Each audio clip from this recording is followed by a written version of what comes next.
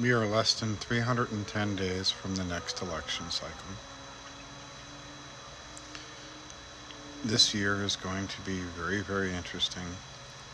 As of right now, on one side, you have an 81-year-old geriatric president who's under indictment charges by the Republican Party, with a mid 50s female vice president. There is a mid 40s Democratic congressman running for president with very little play from the media. And the Democratic Party is doing its absolute best to make sure he gets absolutely zero play. You have Donald J. Trump under 91 indictments. You have Vivek Ramaswamy, who seems to be acting like a mouthpiece for Donald Trump to say the things he won't say because he won't seem to appear in any of the debates. And he's conveniently taking money out of Iowa and New Hampshire. Gee, do you think he wants to be in the cabinet? Nikki Haley, who can't answer a question about slavery, even though her father was a Sikh who taught at a historically black college. I would assume that at this point she would understand that slavery was the root cause and states' rights issue of it, and the nonsense that people are saying the last time people took someone off the ballot, it was Lincoln. Yes, it was. And that was an issue of slavery that had been, started when we had it allowed in the Constitution because the states of Virginia, Maryland, North Carolina, South Carolina, and Georgia all said they would not enter into the Constitution without slavery. So we had the 3/5 compromise because they complained they would never have any importance because they did not have enough people, because they did not count African Americans as people. They counted for representation, but they did not have rights because they were slaves. And you have Chris Christie, who's run New Jersey. Vivek Ramaswamy, Chris Christie, Nikki Haley. Oh, that's right, the governor of Florida, Ron DeSantis, who we all found out who's got the personality of a constipated porcupine. And every time he actually talked to someone with a pulse, Ron is made to look very, very small and insignificant. He did not look good at all when he was speaking with Hannity and Governor Newsom. Governor Newsom got him quite well. Ron got a couple shots in, but it was decidedly one-sided for the Democrats. Gavin Newsom looks like a leader, and the point he made is neither one of us are going to be elected as our party's representative for president. And that burn hit hard because there's no response to it. Gavin's not running. He's doing it just for the politics. Again, he's also doing it for himself. It's very politically astute on his part. He puts himself on the stage.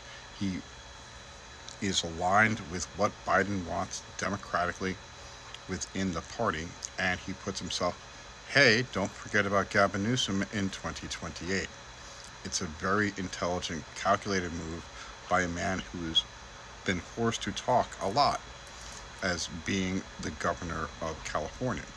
Are there issues with poverty and are there issues with homelessness? Absolutely. But if I was a homeless person, I'd be on the first train to California because of Medi-Cal. You live there, you qualify for Medi-Cal. There's more money available for homelessness than any other state in the union. These things are advantageous, and people that are homeless but not stupid. So they've been going there. If you'd rather be here in Florida, where they took 260,000 people off of Medicaid, or in California, where they're going to give you Medi-Cal. I'm just saying. And those are our choices. And right now, I honestly cannot see any other choice but blue. And I'm a bleeding heart liberal, so that makes perfect sense. But there's a reason. I have a 25-year-old daughter. I'm 53. In the state that I reside in, It would be very dangerous for her to be pregnant in case there was a complication. I have a friend in Texas. She's in her mid-30s. She won't have another child because of the risks. Look what happened with Kay Cox. Would you take that risk?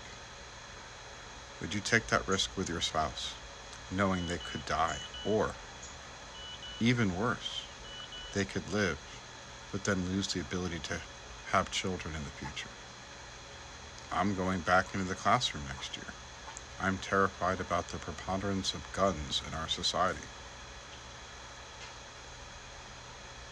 There are more guns than people in the United States. Some people are well equipped to handle weapons, and others are not. And education. One party is systematically attacking education. I live in a state where they have $10,000 a year budgeted per student. My state that I was born in, it's $24,000. One is New York, $24,000 per child. My high school had a planetarium and an astronomer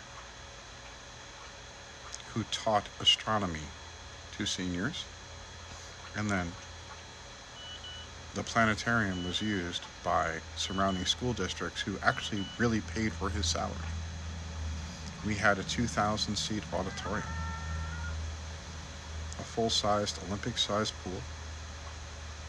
We had every sport imaginable because there was money available for education, because education is important.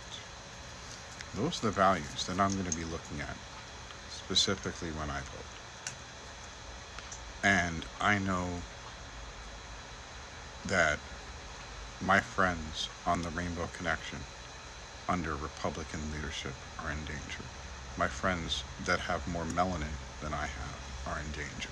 My friends that are perceived to be immigrants, whether they are or they are not, are all in danger under Republican rule. And this is the reason why I'm talking as much as I'm talking about what's transpiring here. 8 days until the election in November.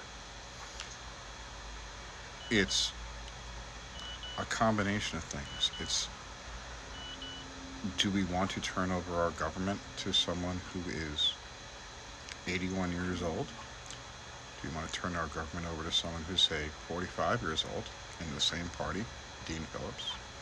Do we want to turn our government over to the Republican Party, who has Project 2025 to systematically increase the power of the executive branch by taking power away from the judicial and the legislative, creating a dictatorship? This is what's on the table this year. Please remember to vote true and vote blue.